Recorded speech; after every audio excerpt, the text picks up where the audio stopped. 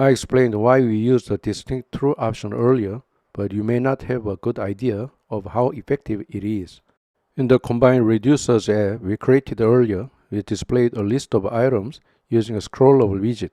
Scroll should be handled with care as it can cause a lot of rebuilding. We will proceed by adding functions to the Combine Reducers app we created earlier. Let's start by creating an app called Distinct True and copying the entire Combine Reducers app.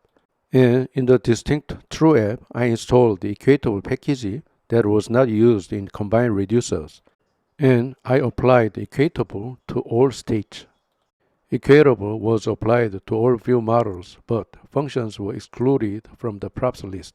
Also, I applied the distinct true option to all store connectors. Let's see the finished app. There are currently two floating action buttons displayed. One is marked with an up arrow and the other is marked with a down arrow. Let's hit the up arrow. As you move to top, the up arrow disappears and only the down arrow is displayed. Now let's hit the down arrow, moving to the last item. The down arrow disappeared and only the up arrow was displayed. Let's scroll up in this state. Now two buttons to move to the top and bottom are displayed at the same time. After moving to the top, I will input a new item. Then I move to the bottom of the screen to see the newly entered item. This function can be conveniently used when displaying a very large number of items in a list. We can implement this function using setState, but since it is a Redux lecture, we will manage the state using Redux. We are using a single child scroll view and a list view in our app, two scrollable widgets.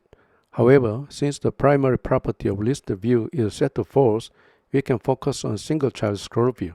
First of all, we are going to use a scroll controller, so let's change our items page to a stateful widget. Declare the scroll controller variable of scroll controller type as a late final variable. To use a scroll controller, we need to initialize scroll controller. We should also dispose the scroll controller when we no longer need it. Instead of using stateful widgets initState and dispose methods, I'll use store connectors on init callback and on dispose callback. To do that, we need to use a store connector, and to use a store connector, we need a view model. Create an underscore view model class. Create the static function from store that receives the store as an argument and return an underscore view model instance. Arguments and methods will be added one by one while implementing the function. We'll use store connector to connect the items page and underscore view model. Let's wrap the scaffold widget with the store connector. AppState and underscore view model are given as types. I will give true as the value of distinct argument. Call underscore view model dot from store and convert a callback. The builder callback that receives build context and underscore view model type VM as argument returns a scaffold widget. Add on any callback with AppState type store as an argument to store connector. First, initialize the scroll controller. Next, set up the listener using addListener of scroll controller. As you can see on the screen, the scroll to top button and scroll to bottom button appear and disappear. When do you want the scroll to top button to appear? Once you don't need scroll, you don't need to show the button itself. When the offset value of scroll controller is over 50 pixels, that is, when it scrolls down a little, the scroll to top button is shown. And when the offset scroll to down is less than 50 pixels, the scroll to top button is hidden. The scroll to bottom button will also show the scroll to bottom button when it is 50 pixels away from the bottom. Otherwise, we will hide the scroll to bottom button. If the difference between scroll controller dot position dot max scroll extent value and scroll controller dot offset value is greater than 50, show the scroll to bottom button. Otherwise, hide the scroll to bottom button. In the onDispose callback, we will dispose the scroll controller. Assign scroll controller to single child scroll views controller. And I would like to add one more scroll function. If a new item is added, I want to be able to see the new item. Now, when you add a new item, you have to scroll down to see the added item. To implement this function, we will use onDisChange callback, a callback that has never been used before. Let's take a look again. OnThisChange callback is a void type function that accepts a nullable previous model and new view model as arguments. OnThisChange is called after the build method when there is a change in state. If distinct is true, it will only be called when the view model changes. And this callback is supposed to help you run things like animation after the build is complete. And as I said before, using build context in OnThisChange callback can cause a problem. And in that case, use onWillChange callback.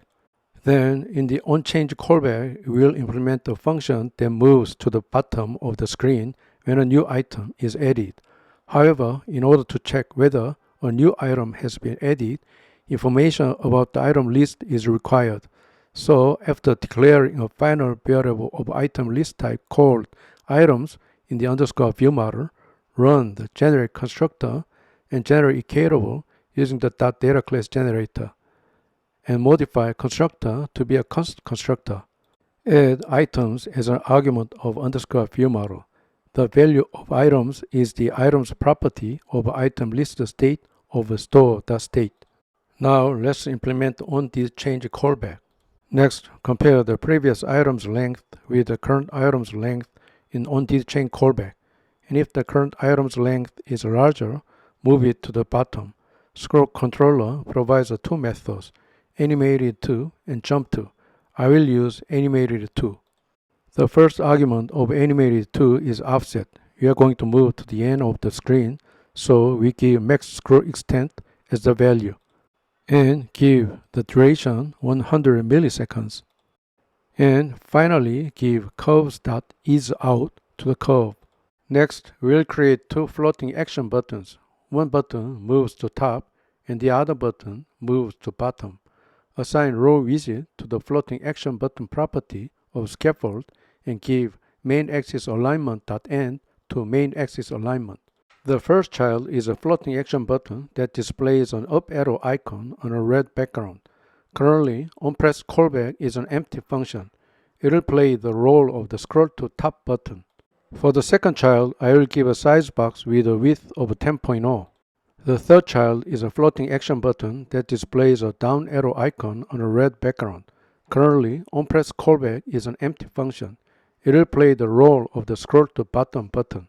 These floating action buttons are not always visible. Scroll to top button is not displayed if scroll offset is 0, and scroll to bottom button is not displayed if scroll offset is max scroll extent. To do this, we'll wrap each floating action button with an animated opacity widget. For the opacity value, I'll give it 1 for now. Duration is 250 milliseconds. Scroll controller's animated to method is called in onPress callback. For offset, give scroll controller .position .min scroll extent, which is usually 0. I'll give it 100 milliseconds for duration and curves.fast out slow in for curve. We'll also wrap the second floating action button with the animated opacity widget. As in the first animated opacity, we'll give it 1 for opacity and 250 milliseconds for duration.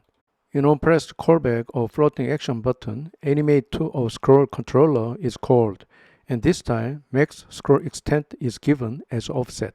Now that we have created the UI, we will create the state, action, and reducer.